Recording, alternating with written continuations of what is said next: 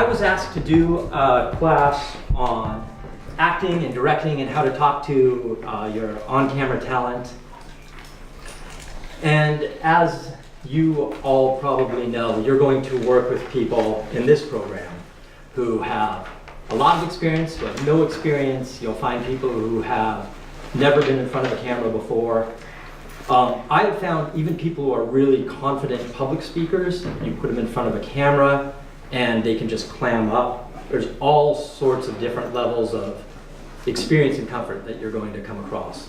How I work with the talent in front of the camera doesn't change much, whether they have experience or no experience, because each person is an individual. You're talking to an individual. You're not like programming a machine or something like that. So there's not like a recipe book or a formula.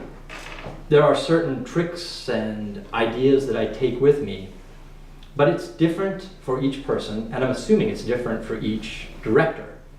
And that's why I have invited Kent in today to talk with me, because I think if I just told you what I do, or if you go out and read a book or you watch a YouTube video about it, you're not going to get the whole picture. You're going to get someone's idea. So instead, I want to open it up to be more of a discussion. What we're going to do is Kent and I have prepared a couple of things just to share with you, just some tips that we like to use. From there, we're going to turn off the cameras and I'm going to have everybody write down a couple of questions. And then we're just going to throw all those into a hat. We may use Jim's hat. And we'll just pull them out, and it's going to be a discussion. We might get through one question, we might get through all the questions. I just don't know. So that's what's going to happen. So let me introduce Kent. And Kent, thank you so much for coming up. Should we start by, do you want to tell us a little bit about what you've done? Sure. So I was born in the area. I was born here in Whatcom County and went to college, or went to high school at Ferndale and moved away and joined the military. So did that for a while and moved to Maui and ended up here about 16 years ago, 15, 16 years ago. And I started going to the Upfront Theater and taking classes there. If you've never been, it's an improv comedy theater here in town. And there was a woman there who taught classes her name is Sheila Larkin, or some people may know her as Sheila Goodwin. And Sheila was on the show The X-Files. And her husband was one of the producers. And she asked me one day if I had ever thought about acting professionally. And I said, no, because I'm not formally trained. And she said, well, I think you should. I think you've got the natural ability. So I kind of poo-pooed the idea for a while. And then I got a call about 4 months later from her, and she said, hey, would you like to audition for a TV pilot Bob's doing? And I said, sure. So I went in and I auditioned for the pilot. And 4 months later, I get a phone call and I got the part. It was a slow-moving project. It was a TV pilot that Bob had written and directed, and was directing. It never got picked up by network, but that was my first acting job. And from the very first moment I was on set, I fell in love with it. Because I feel like that's where I met you. that's the first place we met, was on the Cody River show. Like 15 years ago? How long ago was that? Yeah, that's about 14 years Yeah, ago. yeah. So about 14 years ago. So from there, I secured, and I went down and auditioned for an agency, and I have an agent in Seattle. And from there, I've done regional television commercials. I've done internet stuff. I've done network television. I've done a couple of films. One hasn't been released yet. It's I think coming out the end of this year, early next year. I've written a movie, I've directed a movie, I've directed shorts, like little sketch, short little snippets. I'm really into the whole scene, and I'm learning as I go. So to be able to do this is really important to me, because I know that I have a certain look. There's only so many tall, older, fat, bald guys parts that are out there, right? And so if I can help you guys or anybody who's on either side of the camera learn from my mistakes or from my experiences, then that to me is a huge payback, because we're trying to grow with what Arrow's doing and what's going on here in the county. We're trying to grow the film industry here in Bellingham as a collective effort to try and make it a truly sought after market. So any opportunity I get, and when Errol called me, originally I wanted to do it a couple weeks back, but I was teaching a class, so I couldn't on Tuesday nights. So this is the first week that I'm not, and here I am. Yeah. So that's kind of how I got here. I'm so glad you're here. Thanks. Awesome. Yeah, the Awesome. downside is now I'm a SAG actor, a SAG union actor, and Washington State doesn't have a lot of union work. Can you go totally outside of this conversation? Can you go FICOR? Are you I could, yeah, I could go FICOR, but it's my first year in the union, so I don't want to piss them off right now, you know? Totally. I guess a little bit about me, because you all know me on the other side of the camera. I actually started off as an actor. I did Shakespeare, sketch comedy, improv, dramatic, dramatic plays, all sorts of different theater. Moved to doing some film. I've been in a couple of feature films, done a lot of commercials, countless short student type films. And then 10 years ago, moved to about 20 years ago, moved to behind the camera. For the last 10 years, I haven't stepped in front of a camera. So the acting thing is probably pretty far back in the rear view mirror, but it's still there.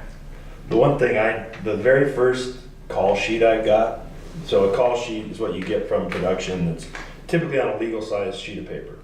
And on the front, it'll have in the upper left, it'll tell you who the key producers are, and over here it has the weather and what the anticipated sunrise and sunset times. It's informational. In the middle, it usually has the header for whatever show or movie you're doing, and then the call times, and then the top portion is your schedule for the day, the anticipated shoot schedule for the day, the scenes and scene numbers and who's in it. And then there's a section below that that's all the actors, paid actors.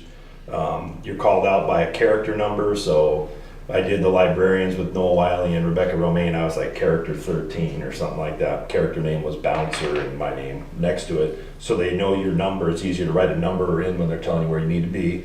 And then below that is the stuff like what props we need, what special effects are going to happen that day. And then below that is the look ahead to the next day. So you have this sheet that maybe this many people in the middle are the actors.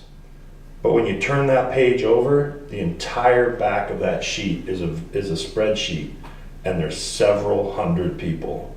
And those are the people that make a living in the entertainment. In my personal opinion, this is where real people make money, is on the back. It's everybody from assistant hairdresser, assistant makeup, prop master, assistant prop master. All of those people are called out on the back. And like Arrow said, my window of opportunity as an actor, I know is shrinking. But I can always work on the other side of the page, right? I've seen people through my time frame and experience being not only on projects I've done, but I've gone down into major sitcoms and been on the set and watched them shoot. And there was a guy whose name was Reggie. He was in his late 40s, who was in charge of sound for a live action show on the Nickelodeon channel. And I got to talking to him, and I said, "Hey Reggie, how'd you get into this? Like, what's your background? What was your college degree in? Was it in audio stuff?" And he's like, "No, actually, I was in construction in North Carolina, and I decided I wanted to get in the TV and movie industry. So I moved out here to LA. And I took a job as a grip, which is kind of the grunt, running around, picking up boxes, moving cables, stuff like that. And then when you get your next project, somebody's like, "Hey, I need another person for this. Hey, there's this Reggie guy. He was pretty good." And so then he moves up, and the next thing you know, "Hey, can you run the boom for me?" So I'm standing over there on the side holding the boom. And he said he came out in his early 30s, and by the time he was at his late 40s, he was now the head sound guy on set for a major show. Wow. Yeah, it's a huge industry, but a very small community. If you're a jerk, everybody knows it. And if you're easy to work with, there's not enough people that want to. There's so many people who want to work with you. Yeah, I think it's really true. If you're willing to put in a 12-hour day and really bust your ass, people notice that, and you will go from, the person just holding traffic to the next steps. To the person in charge of catering. The person in charge. There you go. Right Set to the bar top, high. Right Set to the the bar top of how to make those omelets. Yep. So what we want to do is to give you a couple of pointers that I think a couple of pointers that have been meaningful to us. Is that right? Yep. Do you want to start? Well, which side do you want to go? Do you want to do in front or behind the camera? Oh, mine are the same. Okay, mine are a little, I guess one of them is the same. So you're given a script as an actor, learn your lines, obviously. But as an actor, I don't particularly like a director who's gonna give me a line read. So if the line is, Daryl, come here, I need to talk to you, I, as an actor, have how I think that's gonna go based on the entirety of the script and the context of the script. And so when we roll the camera, unless they give me direction otherwise, I'm gonna give it my best shot at what I think it is. What is hard as an actor is you're putting all this time to try and develop this character and bring their character to life. And when the director literally says, no, I want you to say it like this, then I'm not an actor anymore. Right? It's hard for me to relate to that. So as an actor, I want to connect to it. I want to know, I look for adjectives. Is this person edgy? You know, are they frustrated? What is it that's about that character that you're trying to get me to deliver with this line? And as a director, I don't want to take that creativity. That's why you're there as an actor, is to be able to bring that character to life based on the words and the context of what was written. And so if I'm telling you, no, I want you to say it like this, Daryl, come here, this is important, then why don't you go in front of the camera and do it? Because I'm only going to be chasing what you want instead of trying to collectively bring this whole thing to life. Nice. Yeah. So what was the line? Daryl, come here? Yeah, What- Daryl, come here, whatever. I don't know. Daryl, come here. So Yeah. Daryl, come here. This is important. Yeah. So how then? Because that leads right in. The reason I ask is because that leads right into the very first thing I wanted to say too. So then, how do you talk to the actor to get them to say it the way, if they're not delivering it, how you want? How do you talk to them? What kind of feedback do you give? So what I do as a director is I try and get across if they've kind of missed the mark or given me a different interpretation of what I think the script is calling for, then I try and get them to connect. It's like, you know, you have just discovered something that is terribly wrong, and it's important that Derek come over here and look at it. That's what I need you to deliver. And so you're trying to get him to connect to that emotion, to that feeling, to what it is that makes that guy or gal tick with delivering that line. Because if they're delivering it, you know, Daryl, come here. Daryl, come here. This is important. It's like, now I'm more chastising you, right? But it's like, no, the stuff has really gone wrong. I need you over here because things have gone terribly wrong. Then it's going to be different. Daryl, come here. This is important, right? And that's not by me telling you. I need you to say it this way. Yeah. I actually have a word that I use for that. I call it subtext, and it's kind of like it's number one on my list of tips, and it's just kind of like my go-to for everything. Instead of saying, you know, this is I want you to read the line, or and I'll say, you know, just be more sad or be more in a hurry sometimes too.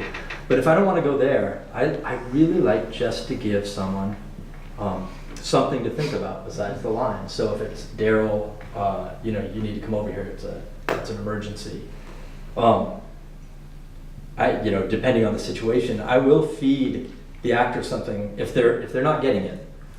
Everything is such a conversation, because the first thing you do is you trust your actors and you just let them, like, you know, ask them, you know, you want to give it a go, and if they say yes, it's like great, and then there's a really good chance they'll nail it. But if they do miss the mark, I like to give them something to think about, like, you know, in the case of it's an emergency, you know, a person, you know, your ex-wife is going to show up at that door in 3 seconds. You have to get this person over here before she does. Or, you know, it doesn't even have to make sense within the context of the script.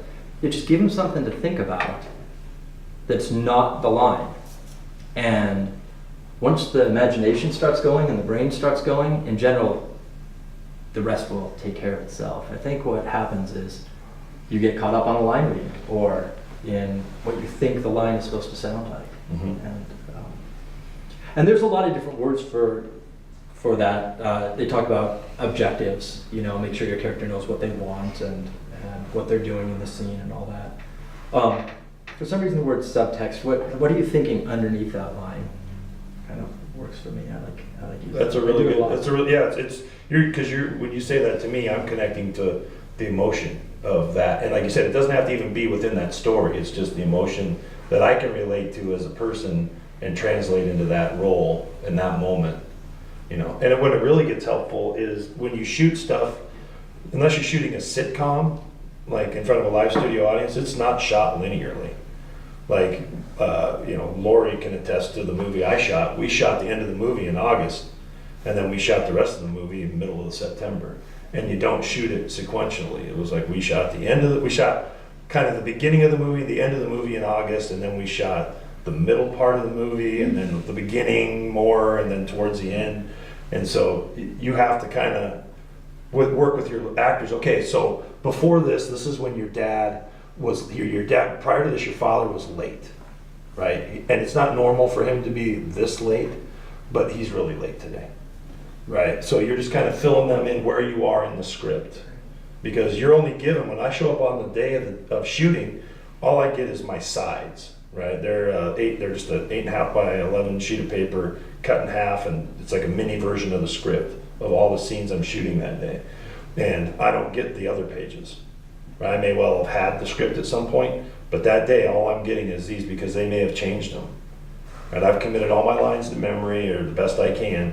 And then when I show up in my trailer, there's my stack of paperwork that day, if it's my first day on set, for my contracts, and then my sides right next to it. And that's all I get. So they're kind of helping me through the process of telling me where I'm at in the story overall. Especially when you're a day player like me. You're a start, work, finish, and you may only work 3 days on a feature or something, in a short time frame. So you don't know what's been shot before and what's been shot after, and they may or may not give you the full feature script.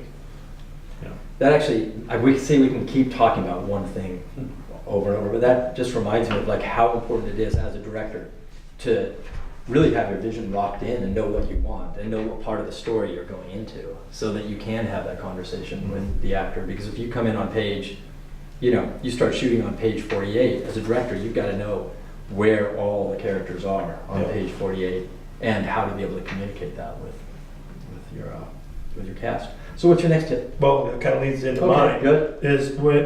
Be prepared as a director. Be prepared, especially if you're doing small projects, which like you're going to shoot some little thing around here and stuff. Most of the actors you're going to ask to work are going to work for free or at a deep discount. Feed me ding dongs and sandwiches and I'm happy, right? The one thing that's extremely frustrating is, if you want me to do a professional job on your project, treat me like a professional, because I'm going to approach it that way. And if I show up and you don't know what we're shooting, it is incredibly frustrating. Oh, yeah. It's incredibly frustrating. But I worked on a feature after we shot my film. I worked on a feature. It was a 1 day start, work, finish. So I came in that day, I started work, I worked that day, and then I finished that day. I wrapped in 1 day. It's the opening scenes of this feature that's coming out. And I play a cop. And we shot the first scene, and then they were co-directors, and it's like, well, what do you think we should shoot next? Well, I think we should. Do you think we got it? Yeah, I think we got it. And so you've got people standing around, right? Time is money, especially if you're getting involved in bigger and bigger projects. I mean, I asked them what their budget was. I think their budget was $150,000 on this feature. It's a small independent film, and I thought, you guys are pissing away so much money right now, and you're irritating people, because you could see as the day went on, people's energy and frustration and stuff their energy went down and frustration went up. The two passed. Mm-hmm. And if you come in prepared and go from scene to scene to scene, it's a well-oiled machine, and people are extremely happy. Yeah. Yeah, I couldn't agree more. And it kind of reminds me of another part of that. If you don't know what you're doing, as a director, I believe you don't ever tell anyone. You really, it's not one of those things like if you're teaching 5th grade and they ask you a question and you're like, I don't know, I will get back to you on that. That's not how it is. Yeah. It's like, you got to make decisions and for people to follow you, you have to know what you're doing, even if you don't. You walk into a play, and then you make an excuse if you, I gotta take 5. I need a smoke break, even though I don't smoke. But you just make up some excuse, and then you go out and you're like, I have no idea what I'm doing. There's audio, it's loud, the light's terrible. It's like this whole thing is falling apart. And then you come back in, you're like, well, as I knew 5 minutes ago, we're gonna there. You gotta keep, be as. Yeah, you almost have to be as good of an actor as a director. Yeah, be 100% prepared, and if you're not, don't ever let anyone. Yeah, when what do you think we should shoot next? If I heard that, I'd just go, I gotta get out of here. This is gonna fall apart. I just don't want to be involved. You know what's funny is this actually bleeds right into my next tip. So I think We're good at this. all of our, yeah. I mean, I think we're just gonna say the same thing all day long. Perfect. I think I'm hoping there's a point where we don't agree. We'll see if that happens. All right. Let's not force it though. I don't have to listen. Yeah, exactly. I have my tips written down. Mine are on my phone.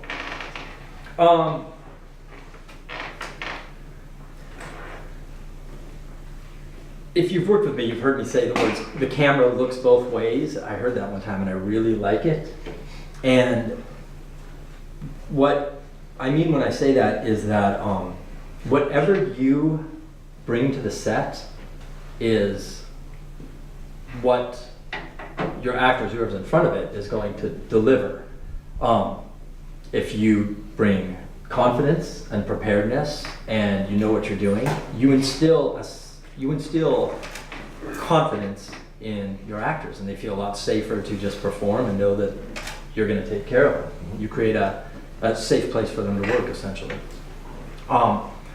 And I really think that, yeah, I mean, it's everything we just said. I don't need to repeat it. I mean, just being prepared, if you cast your piece well, all of your work is done. I mean, you don't have to always sit down with your actor and get into this big intellectual conversation about the subtext and about their objectives and what's happening.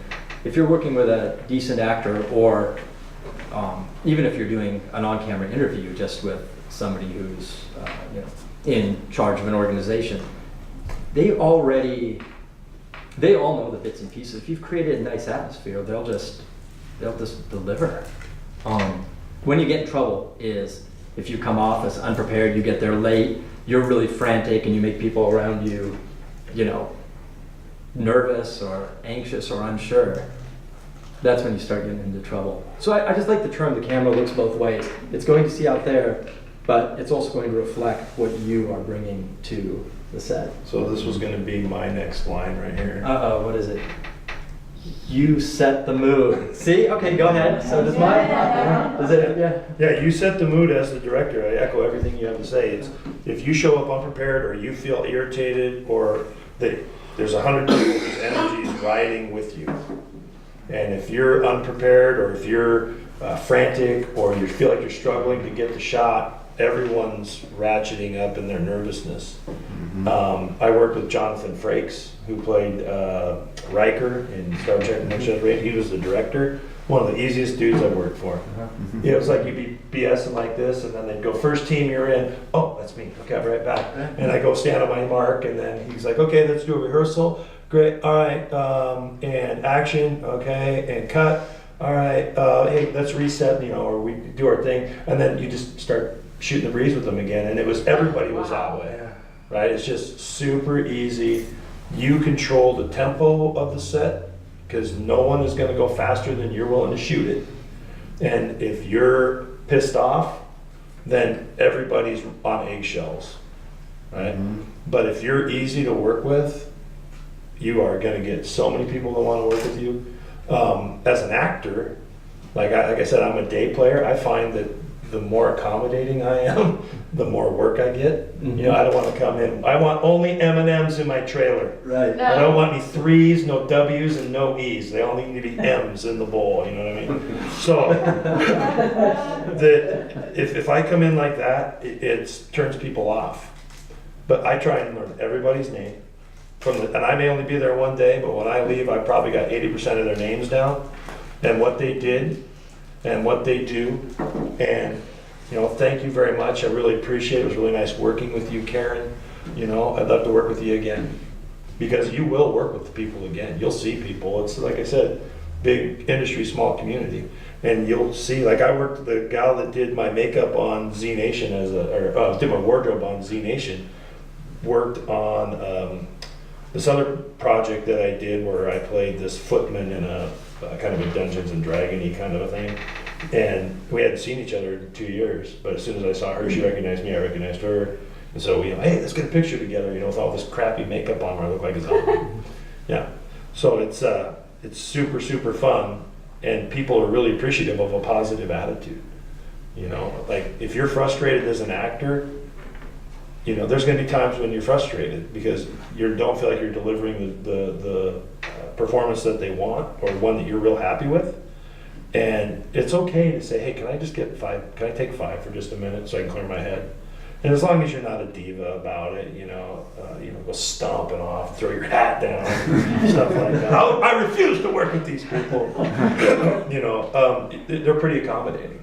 You know, and if they see you as a director, if you see that the talent is starting to struggle, that's where you can take your 5. Hey, you know what? Let's just take 5. And you know, hey, Arrow, everything okay? You good? Hey, you're doing great. Yeah. You're great. Yeah. Hey, you know, hey, can we get a water for Arrow? You know, hey, how's your wife and kids doing? You know, if I've worked with you before, and then it just kind of clears your head. All right, I'm ready. You ready? Yeah. Hey, sorry, can't. I just didn't. Hey, whatever. Yeah. You know, have another cup of coffee, focus, or whatever. You know, and make it fun. Yeah. And to add to that, I think you really have that conversation. You don't do that from the director's chair. No. You're walking. You're like, you walk up. You know, and even notes. Like if I'm gonna give notes, it doesn't need to be. You know, I'm not in the director's chair being like, be more angry. You know, I walk up. You know, where's your character in the story? Like, you know, Yep. I don't. You kind of like repent. Like this is Yeah. like this whole thing's falling apart, right? I mean, are we on the, yeah, I don't even know. Yeah. Because I'm making up a hypothetical situation, but the notes are right here. Yeah. Oh yeah. So Absolutely. Yeah. The guy. Look at him. Oh, you suck. Could you be a little angrier? he's not being very angry. Angrier. Thank you. You know, it's like, you know, hey, sit down and talk, you know, face to face. And it goes so much further because I can read your eyes and, you know, and you feel when you're struggling or when you see when that person's struggling, and you don't want them to fail because last thing you want is that snowball on set where, oh, I don't feel like I really nailed that scene, and so then I go to the next scene and now, you know, I'm supposed to be rock solid and not nervous about my lines and I'm trying to, you know, drink out of a bottle in this scene, right? Yeah, so address it and just be face to face, and we're all trying to do our best, we all accept that, right? But, you know, try to just be fun to work with. I Fun to work couldn't agree more. Like I think every good job I've ever gotten is because I've worked with someone in a different capacity before that. Yep. And it's slowly but surely built up to doing something with it. It's funny, all the things we're saying, I feel like they're so obvious if you think about them. Like there's no, like, be nice, work hard, come prepared. Mm-hmm. You know? But it's true, a lot of it is the base. Mm-hmm. So many people miss what I'm trying to say, like the baseline, Yeah. but people actually don't get to that really obvious baseline. Yeah. I think. My last tip, and this one's kind of like a little more of a practical thing. I feel like if someone is struggling, I will often give them something physical to do. Just having something like literally physical, like, okay, I want you to pick up this, lean back in your chair, and then say your line, and then set it down. And it can almost feel mechanical, but by giving someone something to be grounded on, again, it's that you're thinking about something other than your lines. And I feel like just for a lot of people, just having something in your hand, or, you know, cross to the window, or, you know, I just want you to like lean back when you say that line, or just give. If you give a person something physical to do, it can re-ground them into the space, and it can be really helpful. It's funny I realized as we're doing this, like not having a script or a specific thing to work on, it's hard to give you an example because they're all so. As I think I said at the start, like every individual works different. I mean, you have an actor who comes in a very method, and they want to analyze the script and they want to figure out how it relates to their own personal life and really delve into the character. And then there's other me, people where are I'm just trying to not get fired. right. He's just trying to get home in time to watch Exactly. Magnum PI. I hope they don't see through my smoke screen. No, but you know, I mean, I have no idea, but you know, you come from the improvisational school, and a lot of times I know some people, if you over intellectualize it, they just get worse and worse and worse. Mm-hmm. And so yeah, everybody's different. Every actor's different. Every level of experience is different. And I think that's one of the things that you just get from experience is you start to talk to the person and you kind of are figuring out what's going to make them tick. Yep. And it may even be where you're having me grab my bottle of water to talk to you. May not actually be what you want, Mm-hmm. but it's that reset button, right? Mhm. This is that one thing that kind of grounds me, and maybe we do two like this, and then you're like, you know what? Try it without the bottle. and now I give you what you wanted. Right. Yeah, I give you that grounded character, not distracted by trying to remember my lines, but I'm in the moment and I'm connecting with whatever I'm supposed to be connecting with. I know my very first scene, it was I know it looked terrible. I kind of wish I had it. Mm-hmm. Kind of wish Bob had given it to me, because my very first scene on camera was to walk. It was like this. The camera's here. It's facing this direction. I walk up to a bulletin board, and there's a piece of paper that said that they're hiring. And then I look across the street to where the theater's supposed to be, and I see it, and I'm really excited. Right? I'm like, I want to work over there. Right? So they bring me out. We do the walkthrough. We do rehearsal. And then I go inside, and then they bring us out, and then. So I literally, the camera's this close, so I'm entrance to camera right, and I come in and I look at it and I turn around. And that's what I thought I did, but when I turned around, because everybody's busy, right? On set, everyone's really busy, and you don't really notice them, and then everybody, okay, people settle. All right, camera, rolling, sound, speed. All right, slate it, and action. So I come up here and I turn around and there's like 60 people within a 15-foot arc of me. And so I go like this, and I know I went like this. Like, where the hell are you? That's good. And then it was like, okay, cut, let's reset. Yeah, I was like, holy cow, where do all you people come from? Because they're all just, everybody's, and then they all freeze. Cut, and they all go back. Yeah. And it really is like, it has a military precision to that freeze. Yep. And it's settle and action, everyone's like dead still. Yep. It's like, all right, reset, and suddenly there's Flurry of activity. flurry of activity, we're moving dollies back and getting everything set up and we're making a joke. Yeah, it's funny. That's it for me. That's it for me. Let's do questions. Let's do questions.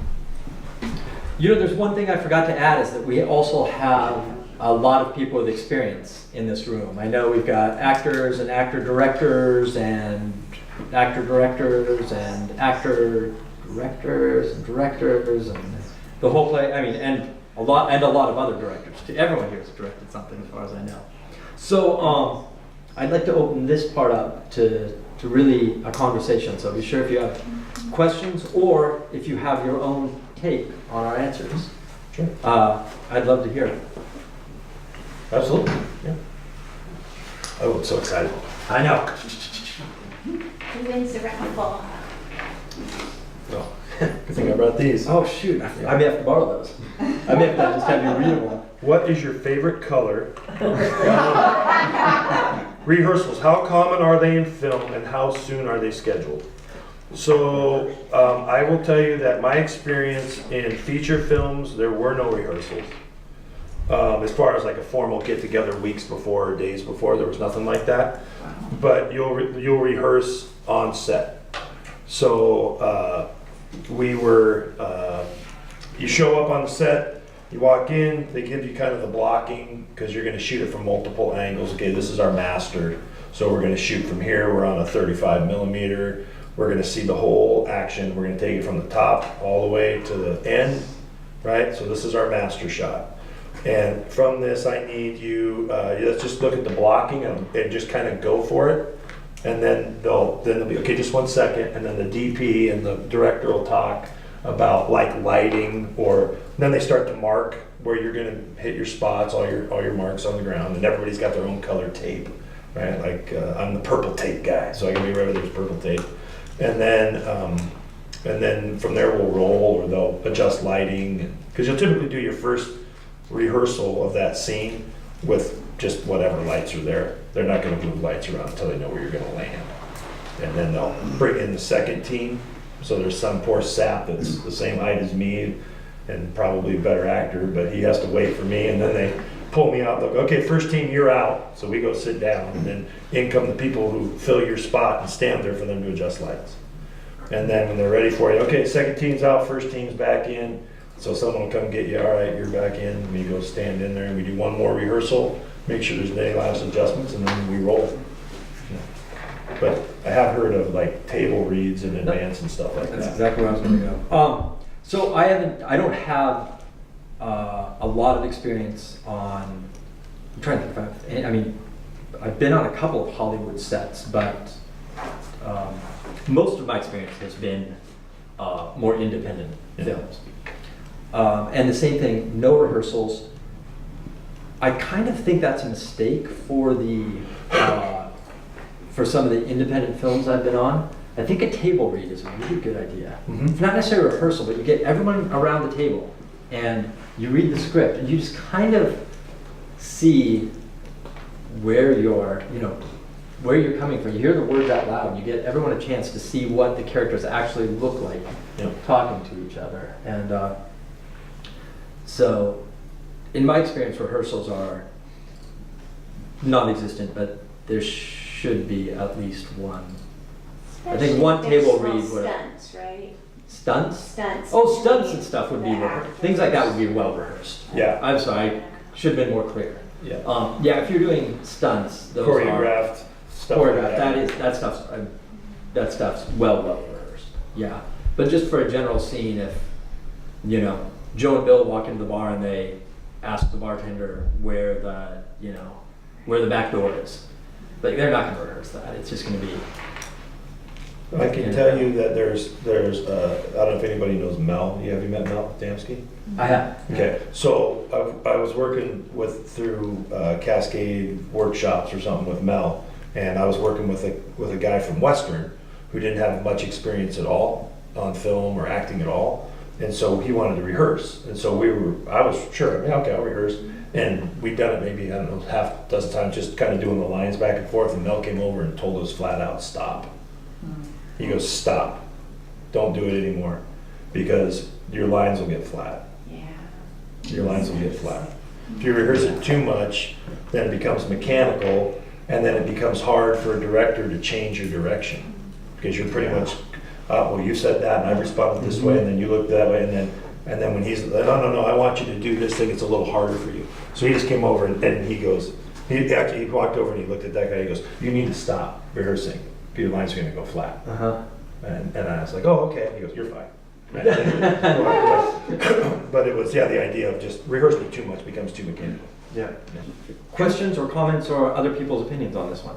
Well, I'm a big fan of Michael Caine's writing on this kind of stuff. One time I read, he said, he'll learn just his lines and he'll do those 1,000 times, but he'll do that. He'll not let himself even know what the other person's going to say. And then that way, this thing that he has worked to death, so he knows it comes out as a reaction to, I'd say, I'm hearing your words for the first time and saying that thing, so that if someone is, nervous, just try to get them to learn it all as a monologue, just do all their lines, because then, you don't worry about spoiling the freshness as much. If they have trouble with the short term, then you need to drill it into the long term. I think that's a good balance of that. Yeah, I've heard of some actors, or it was an actress actually, I can't remember who it was, she never verbalized her lines. She would never say her lines out loud until the camera rolled. She'd know them all, but then she'd kind of same thing, she'd commit them all to memory, didn't really focus on the feeder lines or her cues, she just knew what she needed to say, and then she would only verbalize it for the first time on the camera roll. Wow, that would be impossible. Just not I'd be nervous wreck. I need it. But yeah, I mean, I think that's that would make sense though, to me. And what does he know anyways? Michael, who was his name? Yeah. I don't know, Sirs, it's a weird first name. Oh, they're just very formal. They're just very formal. Pre-communication between director, DP, producer about the balance of responsibilities before the shoot. Responsibility before the shoot.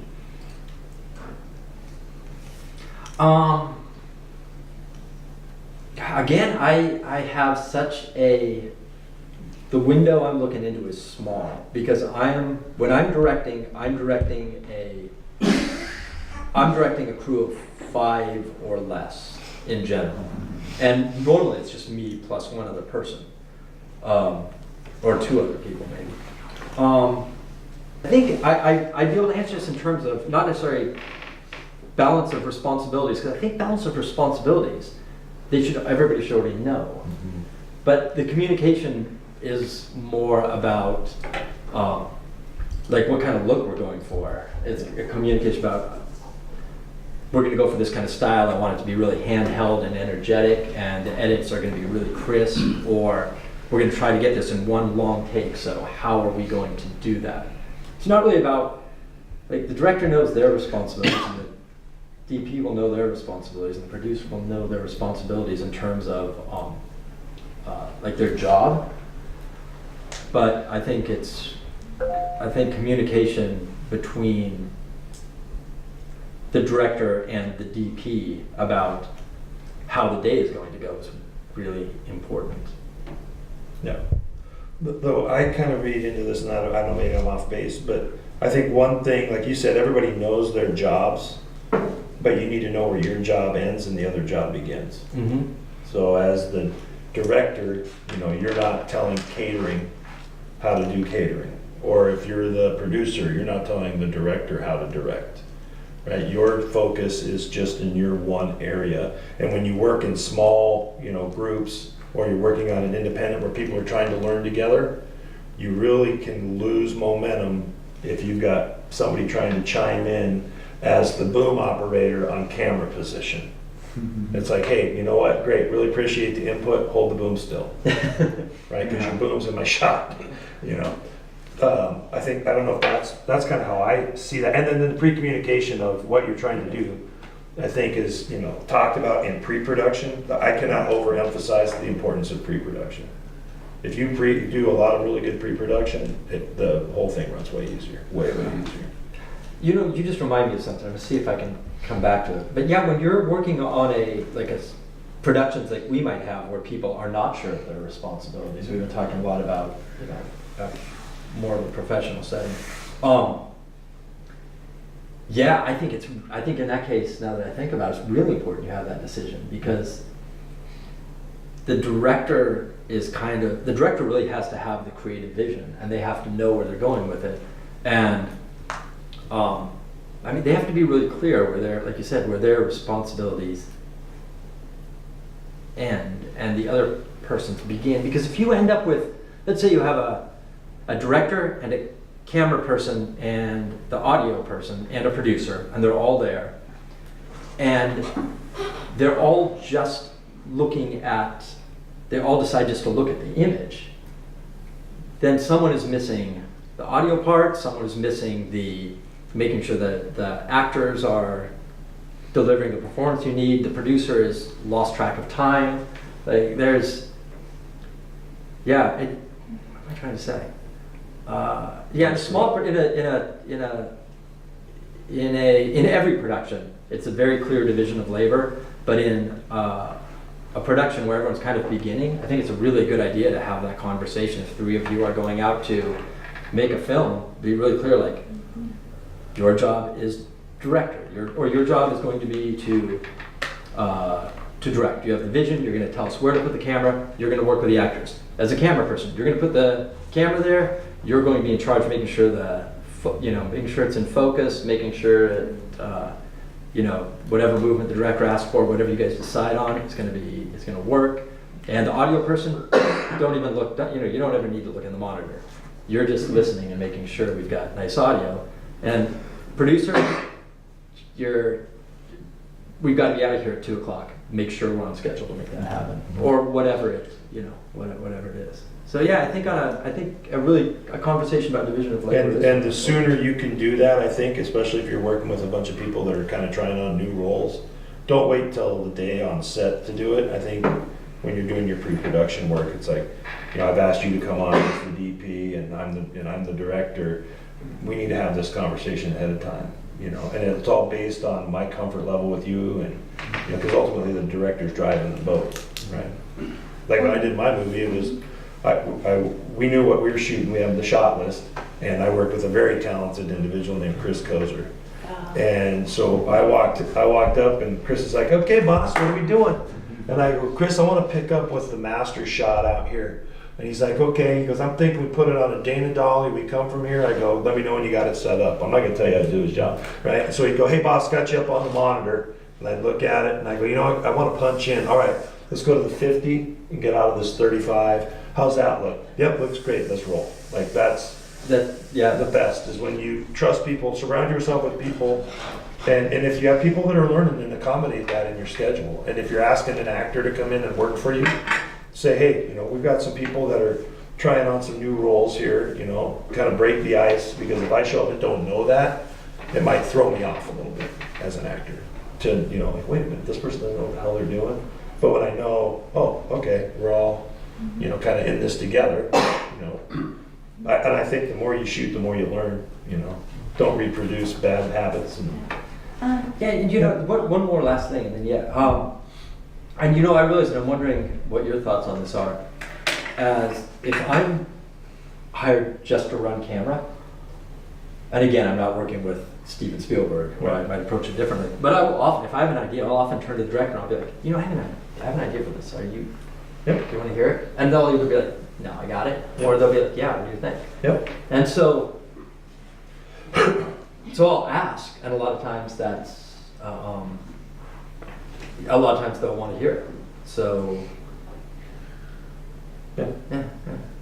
Oh, have you guys ever heard of like a mood board where like the director, the DP, For sure. the audio guy gets together? Like, I would really love to do something like that next time I work on a larger project, because right in pre-production, you know, you're laying it all out that this is the kind of feel it's going to have, you know, and like we're going to use the red light every time we go to that, you know, to represent this flashback he's having from Vietnam or whatever, you know, and just talking about that so you have an idea when you step in of what it's going to feel like. I use them all the time. I love a mood board. Yeah, I mean, cool. just for me, it just Seems like a pictures good way to and- kind of get everybody in the same headspace. I use words sometimes. Like I'll try to find like 3 words I'm trying to. Oh, yeah, that'd be So good. I'm like, and I'll rip out pictures, write up words. I mean, it's just really, it's not super fancy, but I'll. Never heard of it. Oh, okay, yeah. It just is. That's mood. How I think of it, it's just. I mean, it's a mood board. Mood. It's for me. It's images, words. It'll also be videos, even though obviously it won't go on the mood board. It'll be just things that that convey the feeling I want to get out of this video. Yeah. It'll be like fonts are important too for me, because I do a lot of commercial, corporate kind of stuff. So I'll kind of be like, is this a heavy bold font, or is this more like a handwritten font? What is the, you know, is this fun and energetic, or is this moody and Like stuff? even And the then audio, it's pictures like, and, yeah, and we what kind of talked- colors and. right, that, you know, we really want to hear the footsteps on the wood floor, and then we want to hear the water faucet dripping, you know. I don't think of it in terms of that much detail. I can see where it'd be. I think it'd be a huge upside in pre-production. Yeah, for sure. It's for me also. It's a real way to.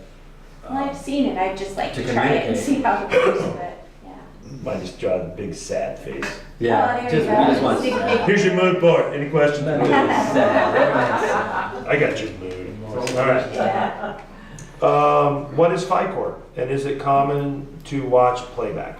So FICOR is its full name is Financial Core, and what that means is, as a union actor, you are stepping out of favor with the union by saying there is not enough union work for me to have a livelihood. So I am essentially turning in my SAG card and saying, I want to be able to work non-union projects. Now, if I want to work on another SAG project, then I grovel back and I pay my past dues, and then I can get back in good standing with them. But it's kind of I wouldn't say it's a full-on black eye, but it's something that's kind of frowned upon, right? But in this area, it's very necessary for a lot of people. Yeah, okay, then is it common to watch a playback? There's some actors that don't wanna see it. There's some actors that don't wanna see it.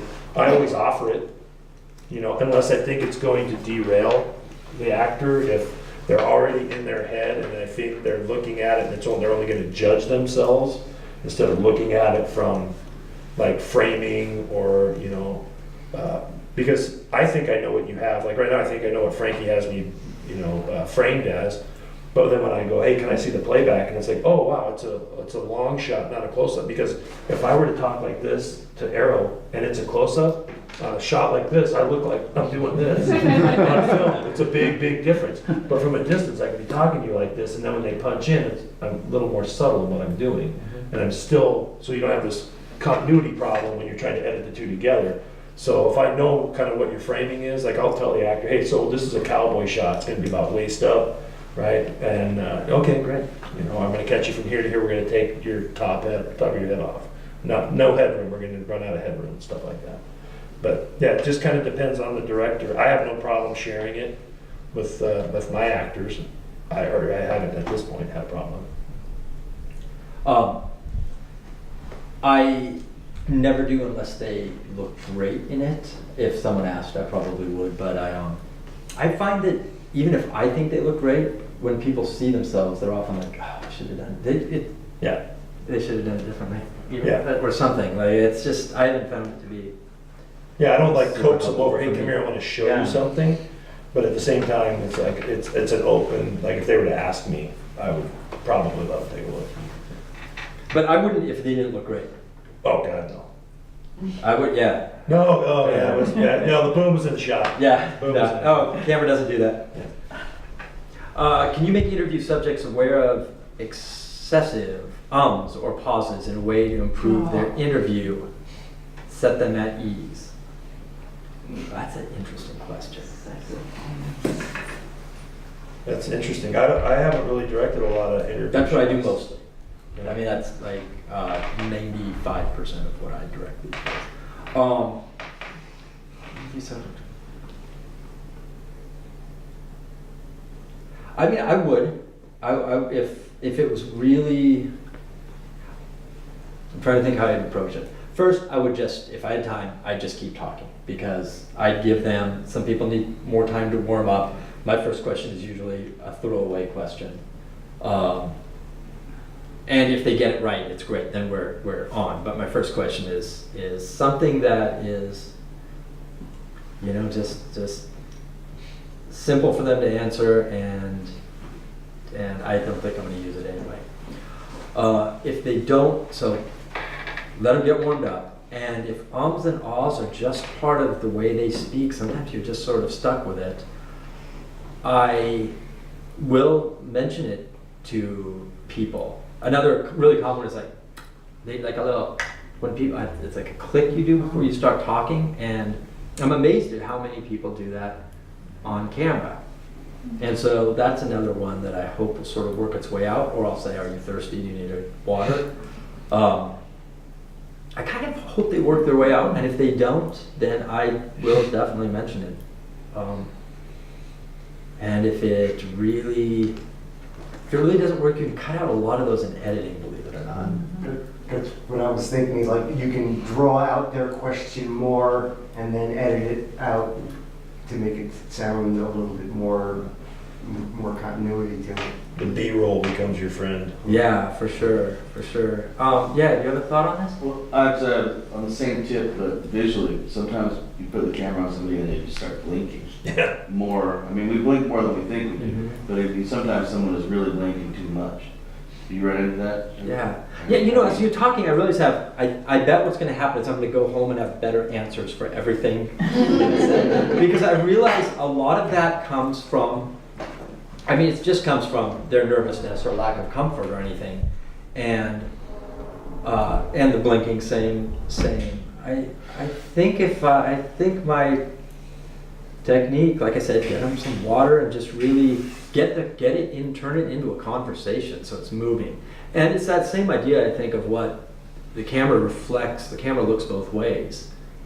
If I'm hearing a lot of ums and ahs, and I actually tend to um and ah a lot when I do interviews because I tend to be very conversational when I do interviews, and I tend to like let the thoughts come to me because I want it to be a conversation. I want the person to feel like it's a conversation rather than me saying, what do you think about stray dogs, or whatever my question is. I'm more like, stray dogs, so tell me what you think about them. And I think just if you can put someone at ease, then the blinking and the ticking and the ums and ahs sort of fade away. I'll also ask them to answer a question again. I'll rephrase the question. So my first time will be, what do you think of stray dogs? And they will and all their way through it. And I'll say something like, I'll ask you questions a couple of times. It's not because I don't like your answer. It's actually usually because I do like your answer. I just kind of want to like explore it more. And I'll wait a couple of questions. Then I'll say, so earlier we were talking about stray dogs. What do you think about them? Or I'll have them say the question again because sometimes it takes people a few ums and ahs to realize what they actually think about something. And the second time through, if you give them a break, they'll deliver a more crisp answer because they've thought through it. They just thought through it 2 minutes ago. Any other thoughts from out there? Going deep in the hat. Deep in the hat. You pretty much already answered mine. What advice do you have for a new actor for first steps? Well, I would say you be on time. Number one, always be on time. Be prepared. Be easy to work with. And try and work. Try and get work. Right? Whatever work you can get. There's no such thing as a bad job, I don't think. I mean, I would say about that. That's probably too broad. But you know what I mean? You find opportunities to act. But treat it, even though maybe you're just trying it on for size, or maybe you want to really pursue it as a career. I think you need to approach it professionally from the very beginning, because that is your calling card. And if you were a jerk to work with or unprepared to work with, then it's going to spread around that, they got that guy, I got this other guy, or this other gal, or this other person who I think would be better, right? And it's because you had a bad first impression. That doesn't mean you can't distance yourself from it or anything like that, but just treat it like a job, because it is a job. Don't worry about what you're getting paid, and be on time and be professional. Don't worry about what you're being paid. I'm surprised how many people I have contacted to do something on screen, and they want to negotiate a larger budget, and they have never actually done anything before. And I totally understand this. I mean, I think it's important to value your time, but it's hard for me because I've spent so many hours doing it just because I love it. Mm-hmm. And when I give someone, I say, this isn't a huge budget thing. We're going to give you this much. They're like, yeah, I'm going to need to have a lot more than that. And it's like, well, I actually don't want to work with you now anymore, because I want someone who wants to do it because they love it. And my projects aren't, like I keep saying the same thing. We're not working with, it's not Jerry Bruckheimer production. It's not something for, we're not doing a national commercial for Microsoft or something. We're doing a lot of local, I work with a lot of local nonprofits and things like that. And and there's just not, it's just not. You got to be there because I want somebody there because I love it. So the way the union works, and this will, trust me, it'll lead somewhere. You can work as a non-union actor on a union job and not have to join the union. Once you've done that job, you're welcome to join the union, but you're going to have to pay the initiation fee, which is big. And then you can work another, and you get all your residuals and all that as if you were in the union. You get all that stuff, but you just aren't part of the union. Then the second time I work a union job, it starts a 30-day timer.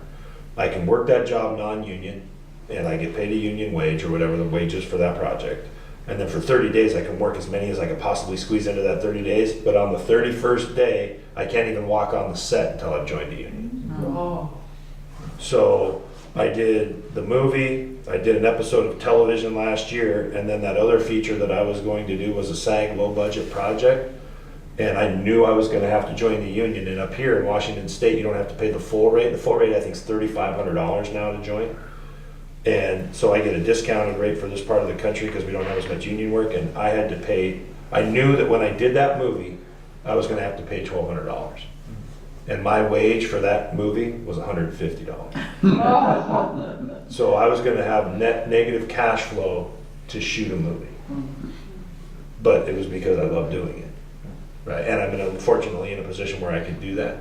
Now, between that television show and that movie, I booked another television show that paid me $4,000, so it paid for my joining the union. So that other job was gravy money. That $150 basically covered my gas money to go from Seattle back. But it's, yeah, I wasn't doing it. The other thing I would say though is up here, be respectful. It's a double-edged sword. So people have been, before I joined the union, and I did a lot, still did a lot of non-union stuff. I would have people who would not approach me. Like, our budget's only, I can only afford to pay him $100. I don't want to, let me make that decision, right? Be upfront and honest with the actor. Hey, listen, my budget's really small, Arrow. I can only afford to pay you $100 for this project. And Arrow can say, take it or leave it. Yeah, it's not, yeah, Right? yeah, I appreciate the opportunity that you asked. Yeah. I've done ones where I've said, you know what, that $100 is probably going to be better for you in production value than it is to pay me $100 to be there. I'll do it for nothing. Take that $100 and, have better set decorations, get double stuffed Oreos instead of regular stuffed Oreos, I'm actually the same way. I had one and they were going to pay me and they ran out of money and I wanted them to, I bought a shirt for it, so I said just reimburse me for the shirt and we're good. I don't need to make any money on this. And that was just actually recently. I just like doing it. I kind of have a similar story in that I have also union by 5 Corps. But yeah, I think it's really important to honor your time. I mean, at the same time, I'll be shooting, I think the most I ever made was $4,000 in a day of shooting, and that was a long time ago, so it's probably more than that now. But you can make a lot of money if you end up in the right thing. But then I'll go right from that, and I'll volunteer for someone's, personal project. Mm-hmm. Like the commercial stuff is there. From the way I think about it, the commercial stuff is there, so I can do the really fun stuff I like to do. And the fun stuff I like to do is there for me to continually practice, so when the commercial thing comes along, I think the commercial thing should pay for all this fun stuff, because I am using all of this fun stuff to experiment and to practice and to be ready, so when I get on your set, I'm going to be worth $4,000 or whatever. Yep. And what is the union minimum now? It's like, Well, it depends on what you're shooting and what they're, so like that SAG low budget was $150 for a day, but when I did the TV show, it was $1,000 a day. And then we went over, and then the penalties and stuff, so. I think to answer the question about, I think just, if you want to get into acting, just do it, Yeah. But I mean, it's, Jump in. do it. There's so many opportunities. I mean, I think there's opportunities in this, if you look around this room, there's somebody who probably needs an actor. In fact, I'm looking at 2 people right now. There's one thing that in this local community, and I think we're getting better at it, when people are trying to monetize my free work. So I need you, Glenn, I need you to work, hey, can you work on this project for free? Our budget's real low. Okay, yeah, I'll help you out, Kent, glad to work with you. And then I'm gonna try and turn around and monetize that so I can make money. That pisses me off, right? Be very upfront what the project is. Even tell me, I need you, hey, can you do it on spec? Like, I'm using all of my money to pay for the project. If it gets picked up, I can get you what I can get you. Just be completely transparent. And then there was actors in this town were for a long time undervaluing themselves. And so, hey, Kent, can you work for $100? Yeah, well, the next person wants me to work for 75 and work twice as much. And, so it's like, hold on a second, like, I'm not asking you to, to cut corners on your end. Why are you expecting me to cut corners on my end? Like, don't set your budget up based on my ability to work for free. Set your budget up on being able to produce the best quality, whatever it is you're doing, and then allocate your whatever funds you may or may not have accordingly. Do you see results from making token or honorary payments to cast and crew versus unpaid volunteers? So do you see results from tossing someone a few dollars versus an unpaid volunteer? I do. I do 100%. I do. And you know what is even easier is feed them. Yeah. If you feed people and keep them on schedule, they're happy for the most part. Money, especially in Bellingham, money, I think money says a lot. Like if you just give someone, I mean, I say $100 is, is a lot of money. But if you give someone $100, they know that you're serious and that you need the, you're taking them seriously. I actually think just auditioning people rather than asking for favors actually gives a lot of, you can get a lot of mileage out of that.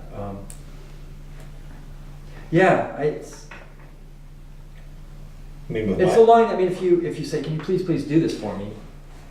Then people show up and they get 50%. If you're like, "I will let you do this for me, but in order to do that, you have to get through this audition process, and then you'll have earned. It's only $100. That's where we have it. You'll have actually, I valued your time, and it doesn't have to be $100. I mean, it can be food. Yeah. It can be $20. It can be, whatever. But yeah, I think it does make a difference. The two actors in my film, one used to live here in Mount Vernon, but they're both from California. I had posted for actors for the lead role male, and up here in like Bellingham film and the Whatcom County casting calls and stuff. And all of a sudden I get an email from a guy in California and said, "Hey, I heard about this project because a buddy of mine up there told me about it. Would you mind if I auditioned?" And I'm like, "Hey, listen, I really appreciate your interest, but I can't afford to fly you up here. I can't afford to fly you up here. I can't afford to put you up in a hotel. I am going to pay a day rate, and it's not much. It's $150 a day. That's all I can afford." He goes, "That's fine. That's fine. I just want to audition." Sure. So he auditioned, beat everybody else out. She auditioned, beat everybody else out. And so I called her and I said, "Okay, so I need to know, are you really in? Because I want you to be in this movie. Like, you auditioned great. But I also understand that there's, and she's like, "Well, I already talked to my husband and da-da-da-da-da." And she's like, "Yeah, I'm willing to do it." And I go, "Okay, I'm only paying $150 a day." She's like, "I'm getting paid?" "Yeah, I mean, I'm totally in." Yeah, just for $150 a day. Yeah. Yeah. Do you know anything about structuring points or anything like that where you pay people, where people would, as you talk about, if you monetize after, maybe maybe I haven't paid them anything, or you just fed them on the set or something like that, but you said everybody gets a little piece of this if it makes anything. Do you know anything about that? I have never set that up. I know that the first project I did with Arrow, with Cody Rivers, everyone worked on spec. So it's speculative. So I signed, as an actor, I had to sign a typical theatrical 7-year contract that said if it got picked up, this is what I would get paid. These are the requirements that I would have to do. This is what I would get paid. These were the built-in escalators for cost of living or whatever per season as we got renewed. It was all Hollywood contracts, and it never got picked up. But at least I was covered on paper, and so were they. No. The reality is, the unfortunate reality is that movies just don't make, the chances of you making money on your first film are so astronomically slim. And That's the whole reason I made my movie. Did you know that? I didn't know that. Yeah, bad news. Bad news, friend. I gotta text my wife. I think don't go grocery shopping. The check is not It's coming. Beanie Weenie again. We got about 15 minutes. Do you want to just rock it through these Yeah, let's do it. questions? Yeah, just quick answers. Yeah. All right. Working in front and behind the camera, which do you prefer? That's a really good question. I prefer working in front of the camera at my current position where I'm at, but I also enjoy behind the camera. One feeds the other. I don't know. It's been such a long time since I've been in front of the camera, and I actually miss it. But I find it hard for me to work because I don't enjoy working on student projects very much. Yeah.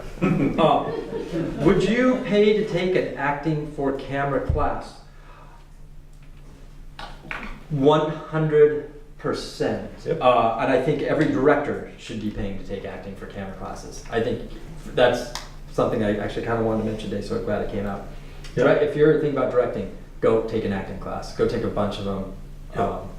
You need to know what the what your actors are doing out there, and you need to kind of be able to empathize with their methods, and you need to hear a good, like an acting coach, work with people and kind of start to gain. Yep. That's how you gain skills. Yeah, there's actually an acting for workshop that we're doing here not this weekend, but next weekend. A guy from Seattle's coming up. Tony Dupay is a great character actor. I've worked with him on a couple projects.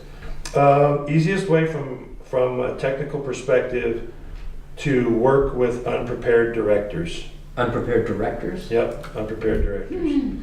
Easiest way from a technical perspective. Know your job, do your job right.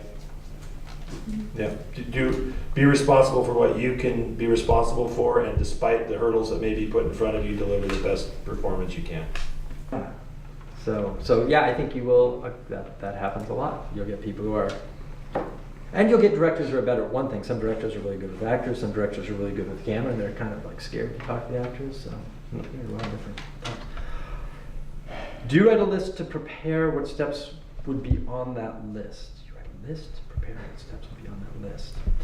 I don't understand that question. I'm happy to throw it out to someone. Is that from an actor or director perspective? Either one. Either one. As a director, I think there's absolutely a list that you need to have, and that's your pre-production, what you got to do, flow chart, however you want to do it. Like, I know I need to accomplish these things, so nothing gets dropped. And what steps would be on that list? Anything you can think of. I know it's a really vague answer, but like, what time do I need people there? What are my limitations as far as money? What am I looking at for sets, scouting locations? Like, look at that whole script and break it down on how you think you want to shoot it, whether it's one scene or a short film or a feature. Figure out the logistics of getting people there as the director. That's kind of your job. You are in charge of the whole thing, and don't try and rush it. Don't be in a big hurry to make your first mistake. Yeah. Yeah, I think as a director, you have lots of lists, shot lists, storyboards, Schedules, what you need to get. As an actor, I don't make a list, but I write. I write a lot down. When if you see a script, it's always, it's just, I write all over it. I'm like, I'll have little epiphanies of, this is what I'm thinking, or this part. I'll even just make it. This part is light. This part is more direct. Yeah. Just I'll write all over it because I'll have ideas, and I'll kind of want to explore them, so I'll make notes of it. What's available for those that don't have natural acting directing skills? I think there are certainly people who are more natural at both. And I think that maybe unless you're a natural at both, you'll never get up to the very highest level. But I think, and maybe I'm wrong, but I kind of think anyone who wants to work at it can do it. I think it's even easier to be a director now with the technology. Yeah. You can shoot a movie on your phone, right? Or your little digital camera. You can learn the whole process and shoot the whole thing. I think that you can always work on your directing, and there's a bunch of stuff on YouTube, that you can learn on how to shoot or how to prepare or blocking. Like, there's the rule of 180. You want to bend your mind, figure out the rule of 180. Yeah. And I just, a little note, so I just saw a video and discovered that Richard Pryor's youngest son is out there doing stand-up. He's pretty kind of young at it. There's a video where he's like at a show that's way too big for him, and he kind of bombs and stuff, but it's very exciting. But I think even the son of Richard Pryor has to practice. So I think talent's great. You're drawn to it, but someone's like, oh, God, you should direct movies. You go do it. Still got to do it, even with you saying that. I wish I could. So I think just get in the game. Practice. Yeah. Yeah, and a question like that, like how do you won't really know unless you've been doing it for a couple of years. And I don't think I don't know that there's necessarily a connection between someone who's a big extrovert and like acts in front at the party and everything, and someone who can And you often hear about actors who are, no, I just like to sit in my room and read and, I'll prepare my part. And then I think Daniel Day-Lewis is one of my favorite actors. I think he's like that. I just read something where he just goes out to a wood shop in Vermont and works alone when he's not acting, and he spends, a year preparing for a role, and he comes out and just delivers some of the most He's solid. amazing. Rebecca Romaine was really shy. Like on set, she'd be very conversational and interactive. And then when it was like, okay, first team out, we'd all go to our chairs, and she would just sit there quietly. She wasn't rude or standoffish.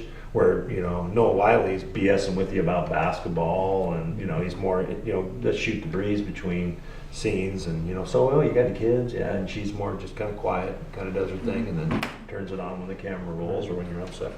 I think it's kind of really hard to know that until you've done it for a while. Like I teach improv classes, and the first thing I'll ask people is, how many of you, and I'll ask you in this room, how many of you have ever done improv before? Raise your hand if you've done improv before. Okay, how many of you have ever told a lie? You've all improvised for the power of evil, right? You don't know that you're an improviser because you don't equate it to that, but that's truly what you are, is you're an improviser for evil. Okay, when working with new actors, at what point do you decide that a take is good enough, even if it wasn't as good as what you were hoping for? That's a good question. Like, I do not personally, as me, Kent, I do not like the words good enough. I do not like using, well, that's good enough. That being said, you have a schedule that you have to hit, right? And at some point, you've got not cut your losses, but you have to move on. You have to move on for the sake of the entire production. Now, when you're working at bigger projects where they've got much deeper pockets and much bigger budgets, you'll sit there and beat that dead horse until they get exactly what they're looking for, because there's more skin and money in the game, right? But it comes at a heavy price, at a big, big price. I mean, as soon as you get that 12-hour, 1 minute, you see all the crew high-fiving because now they're in overtime and everybody's making big bucks. Oh, there's another meal missed. Cha-ching! They've got these little calculators in their head when they know that we've gone over. So yeah, I'm not a big fan of that question. Yeah. Guy, I'm not, again, it's all these things when I can think about from so many different points, and when I leave here, I'll probably think about things that I missed. So when you're working at new actors, when you decide the take is good enough, I think I'm going to take it from sort of an Access Bellingham point of view, and we're always working with new actors, and I want it just to be good enough? No, but I think it almost, at some point you've got to decide, am I going to kill my actors, chase everyone away, and tear my hair out tonight about this, or am I just going to have fun? Yep. And like we said, your first movie's not going to make you any money. Neither is your second movie, your third one might. But your first short film, there is a time when it's we are just having fun, and good enough is going to have to be good enough. And then we're going to learn from this, and we're going to make the next one. So I think it's also where you are in the process. And, you're working with new actors. When you start working with more experienced actors, I think is the time to know this scene we have to nail. Yep. This scene, if we didn't get it, it's just kind of a transition from point A to point B. And I don't know. Yeah. I think for this group, I just have fun and make as many movies as you can, as fast as you can, and make all your mistakes and call them good enough. And let's see. How often are, in lieu of what's written? Oh, ad-libs. How often are ad-libs used in lieu of what's written in the script? If you ever try to edit improvisational scenes, you will pull your hair out because there's no consistency. The continuity is a train wreck. Lines aren't delivered the same. Hand positions are all over the place. There are times, you should learn your lines as an actor as written. But I don't need you to necessarily, as a director, deliver them verbatim unless there's some really heavy importance to those lines. It's the content, the context, and the message and the delivery that I'm looking for. So even when I go on audition in Seattle or Portland or wherever, it's get the idea of what they're trying to say to come across. That's what's important. And so you may get words backwards, or, you know, like I just had an audition the other day for a project, and it was the line, the way it was written was really weird. It was like, well, that's not really obtainable. You know, we're still currently looking at the underlying electrical issue, and I'm working with the landlord, the general contractor, so we do a thorough investigation. Besides that, we're trying to make sure that we're on a safe and effective path forward, right? So the line, as it was written, was really, really hard that's hard to obtain.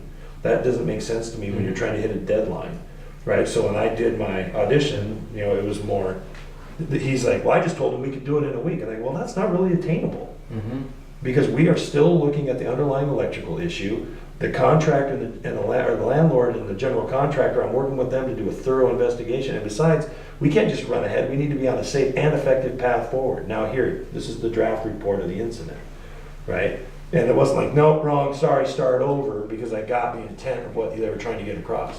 I also didn't book the job, so. That was actually a lesson in acting right there, because you know your script, even though you didn't book the job. Yeah. I mean, you took the time to memorize it. Did you still have the script in your hand? No. I always hold my script in my hand, even if I. No, actually I did have it in my hand, but it was because at some point I I needed. like to, because I don't know. Yeah. I always do it, and nothing, yeah. Did we answer that question? I forget. What was Yeah, that? it was, how often are ad libs used in the. I think it depends on the project. Yeah, But if you're directing, I think you should know where you want improv or not. yep, Oh, So yeah. you should have a plan for that. Yep. Or not, or like in this scene it's fine, or encourage the actors to, you know. yep, And if you really don't want anyone to try to improvise there, still find people that have had fun doing Shakespeare. Right? Because in those you have to assume you meant something with this word and it, you know. yeah. The one thing I notice in a lot of scripts, especially when they're like corporate stuff, is like, listen, Jerry, I cannot do that. Who the hell talks like that? Right? And so it's like, listen, I can't do that. Right? It's like you're editing their stuff. There was one thing, I took an acting and directing class from Tom Skerritt from Top Gun and stuff. He lives down in Seattle. And he goes, once the writer gives you their script, I apologize for the language, but this is a direct quote. Yeah. They can fuck off, because now this is my project. The last thing I want them to do is show up on my script going, "That's not the line I wrote. Right. That's not how I wrote that." You know what? We've got the script. It's my turn to turn it into something, right? And if that means, like you said, hey, you know what? Or we even talked a little beforehand. Like when I shot my movie, one regret I had was I was on a tight schedule. I'd never done a script schedule before. I was reliant on natural light, so I needed to be shot and done before the sun went down. And so when I had the shot that I knew I needed and they nailed it, I said, okay, I've got what I need, let's move on. Where it would be nice to be able to, as an actor, I know I appreciate it, where I go, okay, hey, I got what I need, Glenn. Let's see what you can do. You know, give me your spin on it. Right? And I may get even better once I release the reins to Glenn. I always say, I always use, and I stole this from a friend of mine. I say, great, when I have it, I'm like, great, we've got it, let's just do one more for safety. Yep. And it's just one more like, you know, we've already got it, but this is in case like there's a problem with the tape or something like that. Yep. So let's just get this one more in there. And then everyone's like, oh, we already got it? Yeah, well, it's just, now I'm just gonna do what I want with it. Yep. And Gotcha. often you get a different and better. Okay. Is that the last one? Yep, that's one. As a director, what are the differences between directing for stage, for TV, and for big screen movies? Huge, just enormous. Yep. Oh. Next question. Yeah, it kind of goes back to well, no, it doesn't. But I was just thinking about one of my points of like give people something to do. On stage, you rarely see that. You know, you'll see someone walk out and they'll be kind of pointed out toward the audience, even though they're talking to you. I'll be talking to you, but I'll be sort of, you know, Ken. Then I'll be loud and I'll be trying to talk out here. Whereas in a movie, I'll have my back turned. I'll be going to the refrigerator. I'll grab a beer. I'll be opening it. I'll be, you know, washing dishes. I'll just be doing things. I won't be talking to you. Actually, I took this really came home to me when I took an acting workshop from Molly. I don't remember. She was just great. She's an LA acting coach, and when she the way she directed was, if Kent's doing a scene with someone right there, she'd bring her chair right here and be like, all right, I'm going to direct you now. And she was like right in your face. She's like, no, I want more. So it wasn't, they weren't sitting out in the third chair out in the aisle. She was right here. And you can't help but, I mean, it's so intense with her right in your face. It just becomes very intense and small, and still, and internal. The one piece of advice I got from Bob that has always stuck with me is, it's easier for an actor to get bigger on film than it is for an actor to get smaller on film, whether it's TV or film. If an actor on stage, like Errol said, needs to be seen and heard by the person in the very last row in the very last chair. In television and film, everything is so close, smaller is better. Right? I don't need to be real. If we're having a conversation, like I'm talking to Errol right now, this is my volume. Now when the camera rolls, I'm not like, so Errol. Which is so funny because you hear that a lot. Yeah. You're like, it's so hard because you'll be talking to someone and they're like, oh man, this is they're a really interesting person, and they're like this. And they're like a roll camera. Yeah. And suddenly it's like, don't change your pot. You don't have to change it. You were really interesting just like a moment ago when you went on camera. Yeah, Bob Goodwin was telling me the first movie I think he said he ever worked on was Saturday Night Fever with Travolta. He was he had some lower level position in the production, but he said when he watched John Travolta act, standing back here watching him, he goes, God, that guy's terrible. Like, he's not doing anything. He's just standing there talking. Like, anybody could do this. This guy, what the hell is this guy doing? Then he watched the dailies. And he was like, holy cow, that guy's a good actor. Like the subtlety of his face that you can't see from 20 feet away, that camera's right here. It may be 20 feet away, but it's right here with that lens. And you see every little thing, every little thing. And so as an actor, approach it from being small, and it's easier, give me a little more, Glenn, or, Lori, give me a little bit more of that, underlying emotion. Okay, maybe that's a little too much, let's tone it down, versus, I'm this big overblown caricature, and then I've got to take 8 takes to whittle me down, to get down to where I'm believable.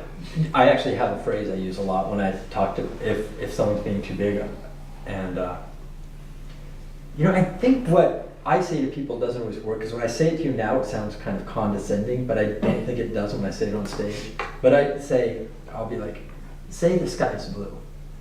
The sky's blue. I'll say, the grass is green. The grass is green. Say your line just like that.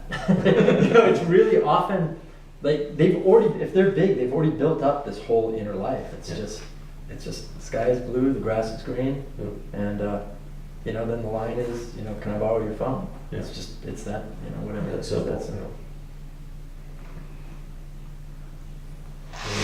That's it. The hat's empty. That's it. Hat's empty. Good job.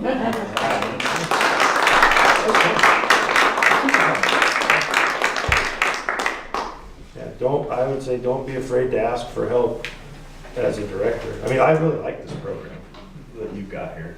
Thank you, me too. Great. Yeah, it's a really cool resource to have.